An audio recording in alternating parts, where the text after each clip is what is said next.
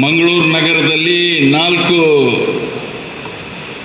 ಸಭಾಂಗಣ ಮತ್ತು ಸಭಾಭವನವನ್ನು ಇವತ್ತು ಲೋಕಾರ್ಪಣೆ ಮಾಡುವಂಥ ಕಾರ್ಯಕ್ರಮಕ್ಕೆ ಇವತ್ತು ಚಾಲನೆಯನ್ನು ಕೊಡಲಿಕ್ಕೆ ಇವತ್ತು ನಮ್ಮ ನೇತ್ರಾವತಿ ಸಭಾಭವನದಲ್ಲಿ ಹಾಗೂ ನನ್ನ ಕುಲದೇವರಾದ ಮಲ್ಲಿಕಾರ್ಜುನ ಮತ್ತು ಇಷ್ಟ ದೇವತೆಯಾದ ಆ ತಾಯಿಯ ಸಾನ್ನಿಧ್ಯದಲ್ಲಿ ಇವತ್ತು ನಡೀಲಿಕ್ಕೆ ಭಾಳಷ್ಟು ಸಮಯದ ನಾವು ಒಂದು ಆಸೆ ಇತ್ತು.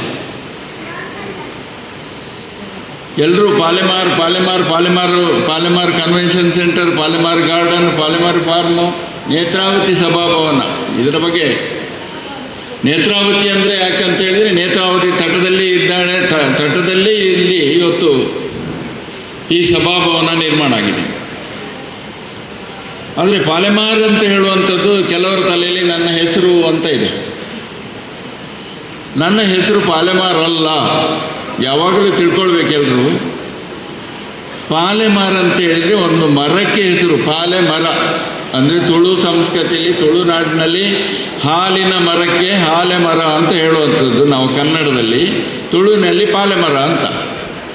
ಪಾಲೆದ ಮರ ಉಪನ್ಮೂಲೆ. ಈ ಕ್ಷೇತ್ರದಿಂದ ಒಂದು ಅರ್ಧ ಕಿಲೋಮೀಟರ್ ದೂರದಲ್ಲಿ ಪಾಲೆಮರ ಇದೆ.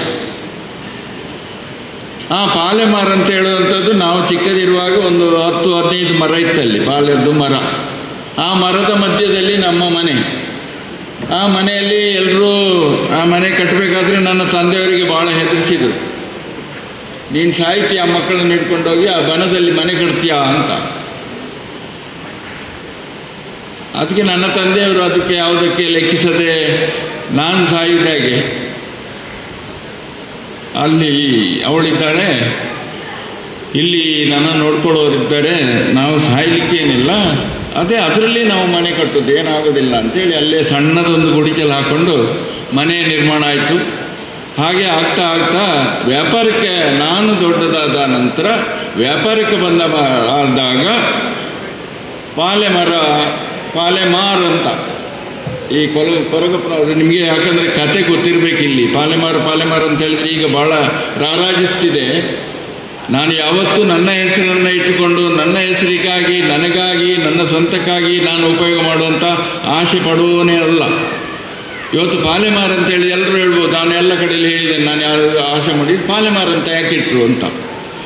ಆ ಪಾಲೆ ಮರವನ್ನು ನಾವು ಮರೀಲಿಕ್ಕಾಗೋದಿಲ್ಲ. ನಾವು ಕಷ್ಟದ ಸಂದರ್ಭದಲ್ಲಿ ಇದ್ದಂಥ ಮರಗಳ ಮಧ್ಯದಲ್ಲೇ ನಾವು ಜೀವನ ಮಾಡಿದವರು.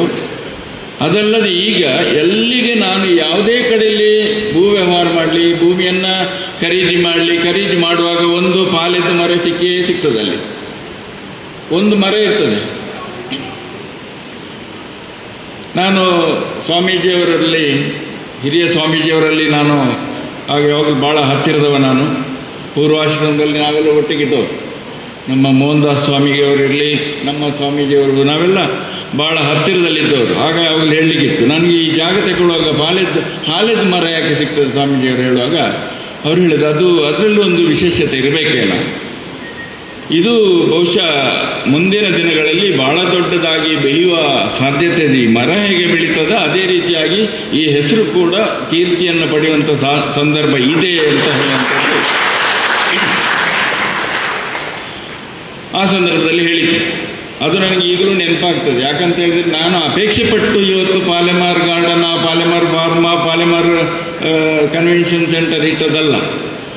ಯಾವುದೋ ಸಂದರ್ಭದಲ್ಲಿ ಬಂತು ಪಾಲೆಮಾರು ಅಂತ ಇಡುವ ಅಂಥೇಳಿ ಪಾಲೆಮರ. ಆದರೆ ನನ್ನ ಸ್ವಂತ ಹೆಸರಲ್ಲ, ನಂದು ಹೆಸರು ಖಾಲಿ ಕೃಷ್ಣ ಮಾತ್ರ, ಜೆ ಕೃಷ್ಣ ಮಾತ್ರ ಇರೋದು. ಪಾಲೆಮರ ಅಂತ ಹೇಳಿದರೆ ಆ ಮನೆಗೆ ಹೆಸರು, ಮನೆಯ ಜಾಗಕ್ಕೆ ಹೆಸರು. ಮನೆಗೂ ಅಲ್ಲ, ನಮ್ಮ ಮನೆ ಅಲ್ಲ, ಆ ಜಾಗಕ್ಕೆ. ನೀವೆಲ್ಲ ತುಳುವಿನಲ್ಲಿ ಕೇಳು, ಬಾಕಿ ಮಾರು ಕಂಡ ಬೊಕ್ಕ ಇಂಚಿನ ಬೇತೆ ಮಾರು ಕಂಡಲ್ಲಿ ಮಾತ್ರ ಬರ್ಬೋದು. ತುಳುವಿನಲ್ಲಿ ಹೇಳುದು ಪಾಲೆಮಾರು ಅಂತ. ಹಾಗೆ ಪಾಲೆಮರಕ್ಕೆ ಈ ಹೆಸರು ಬಂತು. ಆ ಹೆಸರನ್ನು ಇವತ್ತು ನಾವು ಗಾರ್ಡನಿಗಿರಲಿ ಅಥವಾ ಫಾರ್ಮಿಗಿರಲಿ ಇದೆಲ್ಲದಕ್ಕೆ ಇಟ್ಟದ್ದು ನಾವು. ಆ ಮನೆದ ಹೆಸರು, ಆ ಮರದ ಹೆಸರು, ಆ ಮರ ಈಗಲೂ ಇದೆ ನಮ್ಮ ಪಾಲೆಮಾರ್ ಕನ್ವೆನ್ಷನ್ ಸೆಂಟ್ರಲ್ಲಿ. ಅದನ್ನು ಅಳಿಲಿಕ್ಕೆ ಬಿಡಲಿಲ್ಲ, ಭಾಳ ಚಂದವಾಗಿ ಸುರಕ್ಷಿತವಾಗಿ ಅದನ್ನು ಬೆಳೀತಾ ಇದ್ದೇವೆ. ಇಲ್ಲಿ ನಮ್ಮ ಮನೆಯದ್ದು ಮಾತ್ರ ಎಲ್ಲ ಅಳಿದು ಹೋಗಿದೆ. ಅಂದರೆ ವಿಪರೀತ ತೋರ ಬೆಳೆದು ಏನೋ ಒಂದು 4 ಫೀಟ್ 6 ಫೀಟ್ ಇತ್ತು ಅಗಲ, ಅಂಥದ್ದೆಲ್ಲ ಮತ್ತೆ ಅಳಿದು ಹೋಯಿತು. ಹಾಗೆ ಹೋಗಿತ್ತು, ಹಾಗೆ ಮುಗೀತು. ಈಗ ಪಾಲೆಮರ ಇವತ್ತು ಪ್ರಚಲಿತಕ್ಕೆ ಬಂದಿದೆ. ಆದರೆ ಪಾಲೆಮಾರ್ ಗಾರ್ಡನ್ ಆಗಲಿ ಇನ್ನೊಂದು ಇರಲಿ, ಇದು ಯಾವುದೂ ಇರಲಿ, ನಾವು ಮಾಡಿದ ಉದ್ದೇಶ ಏನಂತ ಹೇಳಿದರೆ ಇವತ್ತು ನಮ್ಮ ಪೂಜ್ಯ ಸ್ವಾಮೀಜಿಯವರು ಹಾಕಿಕೊಟ್ಟಂಥ ದಾರಿ. ನನ್ನ ಆತ್ಮೀಯರು, ನನ್ನ ಸಂಬಂಧಿ ಇರ್ಬೋದು, ನನ್ನ ಧಾರ್ಮಿಕ ನಂಬಿಕೆ ಈ ಸಂದರ್ಭದಲ್ಲಿ ಇದ್ದರೂ ಕೂಡ ಆ ಪೂಜ್ಯ ಸ್ವಾಮೀಜಿಯವರು ಆ ದಿನ ಯಾವಾಗಲೂ ಹೇಳಲಿಕ್ಕಿತ್ತು, ನಾವು ಸಾಂಸ್ಕೃತಿಕವಾಗಿ ಮತ್ತು ಧಾರ್ಮಿಕವಾಗಿ ಮುಂದೆ ಬರಬೇಕು. ಧಾರ್ಮಿಕವಾಗಿ ಇಲ್ಲದೇ ಇದ್ದರೆ, ಯಾಕಂದರೆ ನಮ್ಮ ಸಮಾಜ ಉಳಿದು ಭಾಳ ಅವಿದ್ಯಾವಂತರಾಗಿ ಹಿಂದೆ ಬಡತನದಿಂದ ಬೆಳೆದು ಬಂದಂಥ ಸಮಾಜ ಇವತ್ತು ನಮಗೆ ಕೊರತೆ ಏನಿದೆ ಅಂತ ಧಾರ್ಮಿಕವಾಗಿ ಮತ್ತು ಸಾಂಸ್ಕೃತಿಕವಾಗಿ ನಾವು ಮೇಲೆ ಬರಬೇಕು. ಇದಕ್ಕೆ ನಾವು ಎಲ್ಲ ಕಡೆಯಲ್ಲಿ ಅನುವು ಮಾಡಬೇಕಂತ. ಹಾಗೆ ಪೂಜ್ಯ ಸ್ವಾಮೀಜಿಯವರ ಮುಂದಾಳತ್ವದಿಂದ 100-200ಕ್ಕೂ ದೇವಸ್ಥಾನಗಳು ನಮ್ಮ ಸ್ವಾಮೀಜಿಯವರು ಉಲ್ಲೇಖ ಮಾಡಿದರು.